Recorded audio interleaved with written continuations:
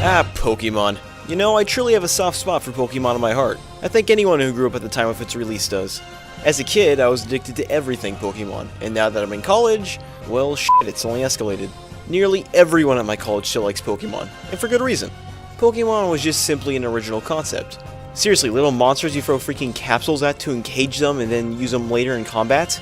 Who the hell thinks of this shit? I'll tell you who. Nintendo. But you know what? It was awesome.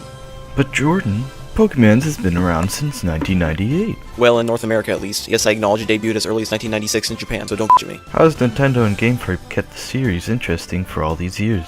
Well, Vince, I'm gonna tell you. Hundreds and hundreds of new goddamn Pokemon every single game. Oh my god, what the fuck. See, when I was growing up with Pokemon, there was 151. And when I was a kid, that was a shit ton. I mean, heck, even reflecting upon it now, 151!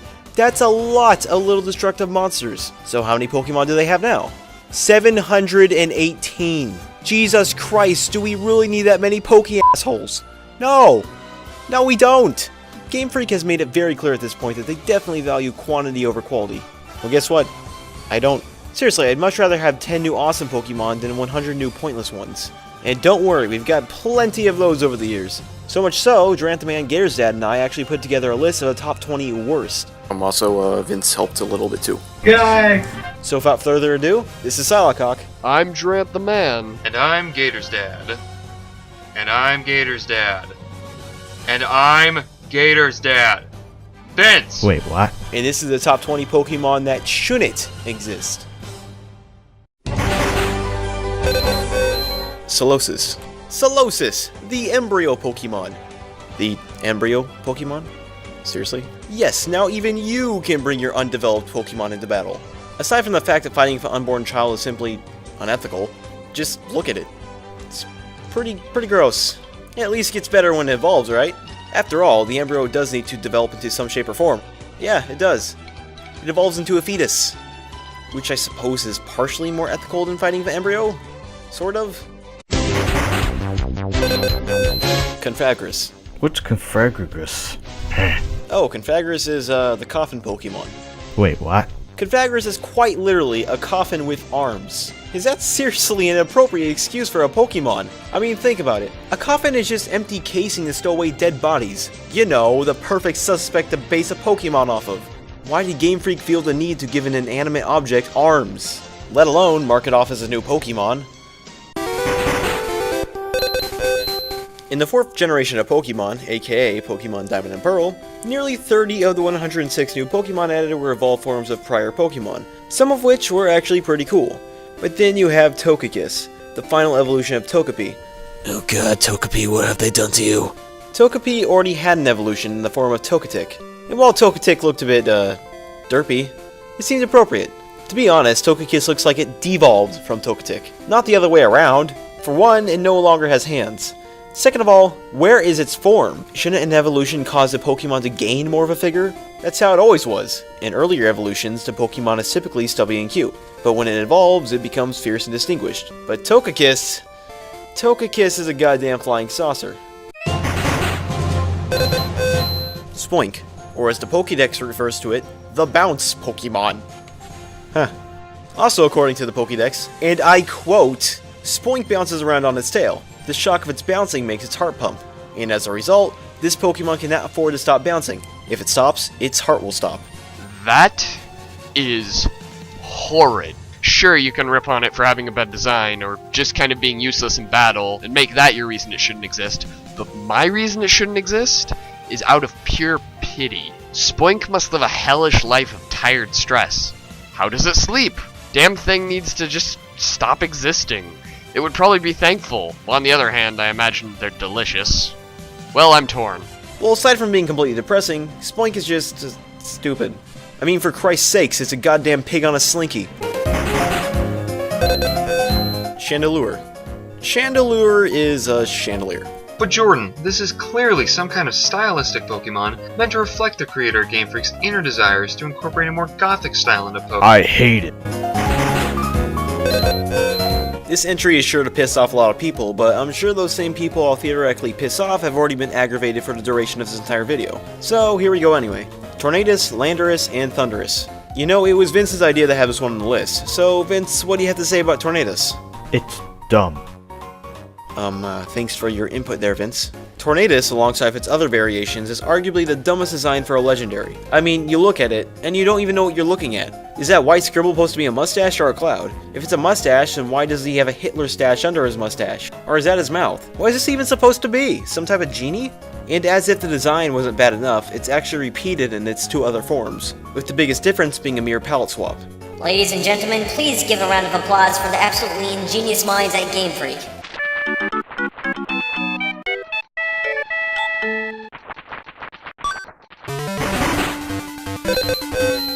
Wormadam. Wormadam. More like, not worth a damn. Am I right? That's awful. Just Wow. stop. Wow. Just leave. You suck! So you're playing for Diamond and Pearl for the first time in your life, and you run into the monstrosity that is Burmy. Being a cocoon, you just don't know what it'll eventually evolve into. Oh, maybe it'll evolve into something cool like Beedrill. Or maybe it'll evolve into a butterfly like Butterfree. Or maybe it'll evolve into oh shit, it just evolves into another cocoon. Well, that's just upsetting. Also, Wormadam's ground form looks like a slice of pepperoni pizza. No, I take that back. Wormadam's ground form is a slice of pepperoni pizza. If there's one thing Pokemon games are good at doing, it's copying themselves. Wormadam is basically the 4th generation version of Metapod. However, Wormadam has something that no other cocoon Pokemon can say it has. You see, Wormadam is different. It's special. It has a funny way of letting you know that. For if you are lucky enough to have a Wormadam in its ground typing, you won't just have a hilariously terrible Pokemon, you'll have a fresh slice of pepperoni pizza. Brought to you by Little Caesars. Klinkling. Klinkling is literally just a bunch of floating gears. Klinkling is such a lazy Pokemon in fact that its prior form, Kling, is the same exact thing as Klinkling. The only difference being Klinkling has a steel trim encompassing it. Oh, and you gotta love the names. Clink, Clang, and Klinkling. What is this, an RPG or a nursery rhyme? Why not both? Every Pokemon title has its obligatory rodent Pokemon you find early in the game. Generation 1 has Rattata, Generation 2 has Sentret, Gen 3 has Zigzagoon, and Gen 4 has the abomination that is, Bidoof.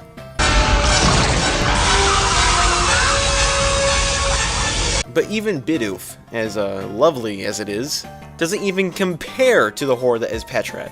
Aside from being laughingly weak, Patrat might honestly be one of the creepiest Pokemon ever conceived. Just look at those eyes, my god, just look at those freaking bloodshot eyes. Looks like someone's been hitting the fields, if you know what I mean. Licky Licky. I don't even need to show you guys a picture. Just saying the Pokemon's name, Licky Licky. The poor thing was indisputably doomed from the start. But here you guys go anyways. So as the name vaguely implies, Licky Licky is the evolved form of Lickitung, a Pokemon that was already questionable to begin with. While Lickitung just looked, suggestive, Licky Licky simply looks plain derpy. And just look at this. What kind of evolution is this? His tongue actually gets shorter, and he puts on a few pounds. What the hell is with all these 4th gen evolutions that look like de-evolutions? Damn you, Pokemon Diamond and Pearl!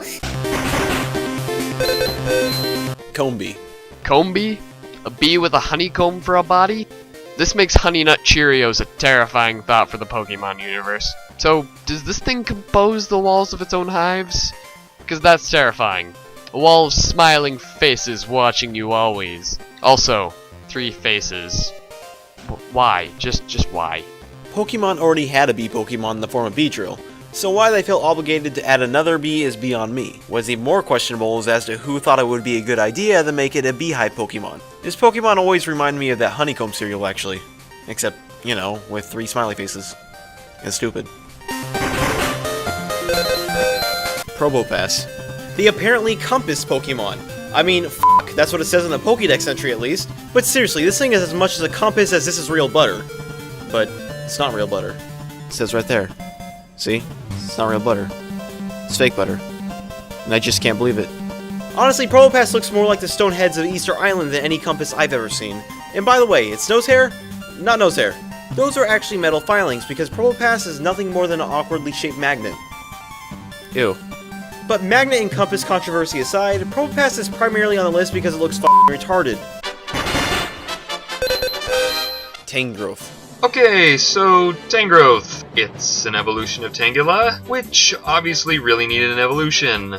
Okay, seriously, Tangrowth is so damn pointless. From a game perspective, Tangrowth has stats just abysmal enough to doom it to the category of rarely used. Unable to stand up to any special attacks, and with speed that literally makes it slower than a snail, Tangrowth just isn't worth the effort. From a creative standpoint, Tangrowth makes even less sense, as it just appears to be a taller, fatter Tangela that's lost its sense of shoe style.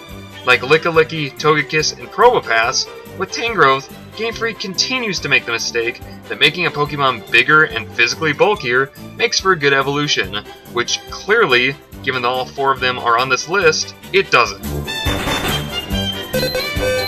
Amoonguss. I really don't know what to say about this one.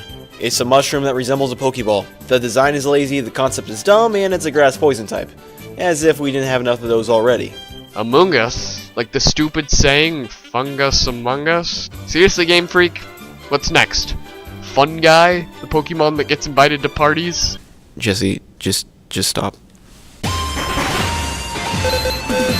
Love Disc. A f***ing heart.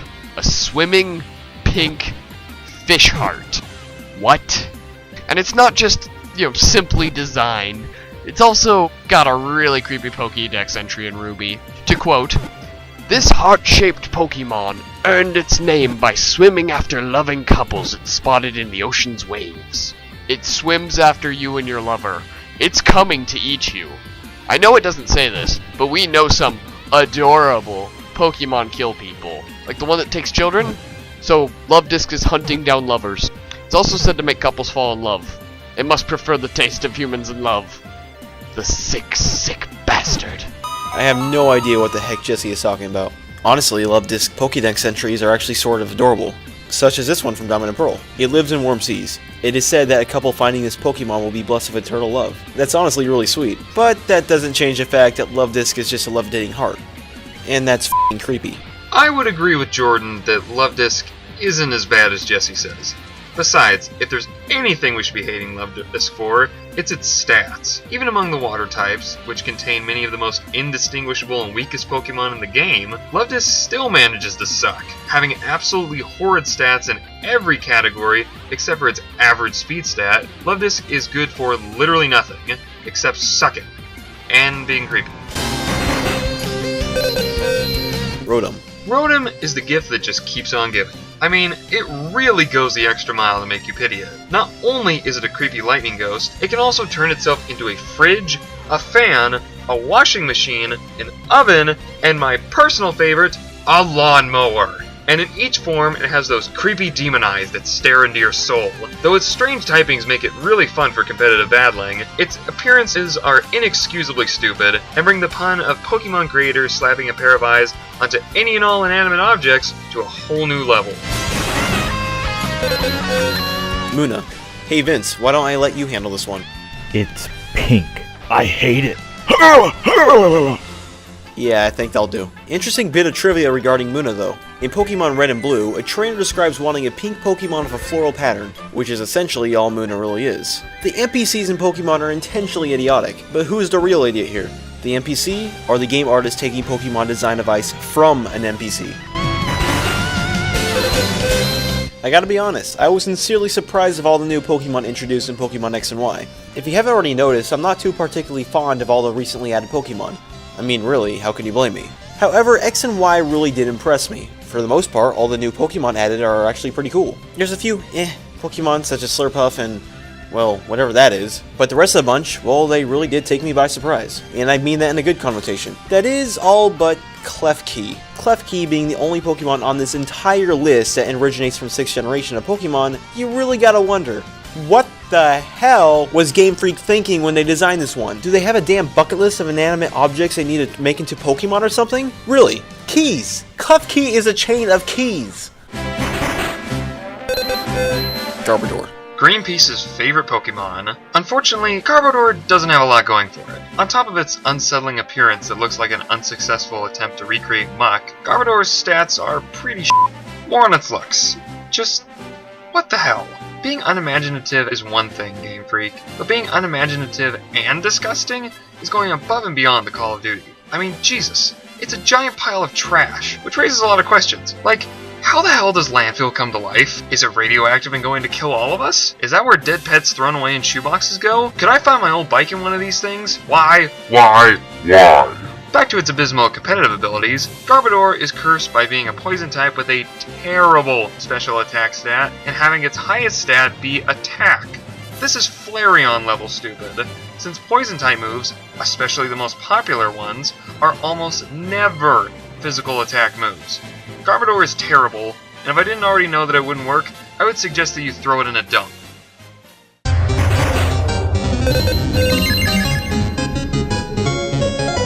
Vanillix. Horrible is all I can use to describe Vanillix. Despite its particularly scrumptious design, it fails to even remotely stand out amongst ice types in any other way than looking stupid and gimmicky. While its stats aren't particularly horrid, it is such a shallow move pool that it's impossible to capitalize on this, as Ice Beam simply isn't going to work on everything. Also, to be pretty honest, Vanillix's shiny is terrible and a serious wasted opportunity. For the love of God, Game Freak, you could have made it look like butterscotch, or chocolate, or even mint. But what did they do? They made it a slightly darker shade of blue. God damn it, Game Freak. If you're going to force a gimmicky Pokemon upon us, at least have the 2 scoops to go all the way with it. It's an ice cream cone. I don't know whether I should catch it or f***ing eat it on a hot day. I mean, sweet Jeebus, the thing's seriously just an ice cream cone. I love ice cream, but I don't want to use it in a fight. I'd be afraid the other Pokemon would just eat it, or laugh at it, or both. I just hate it because I don't know. Vanillix hits the #1 spot in this list because not only is it, well, the ice cream Pokemon, but even its design is pretty bad. It's not cute, Game Freak, just creepy. But hey, at least I'll have something to give to my kids once they get back from the dentist. See, this is the reason why kids play with their food.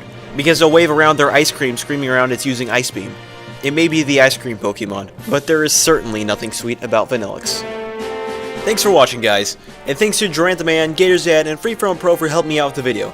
And a shout out to Ryan Rickert for straight up buying me Pokemon X.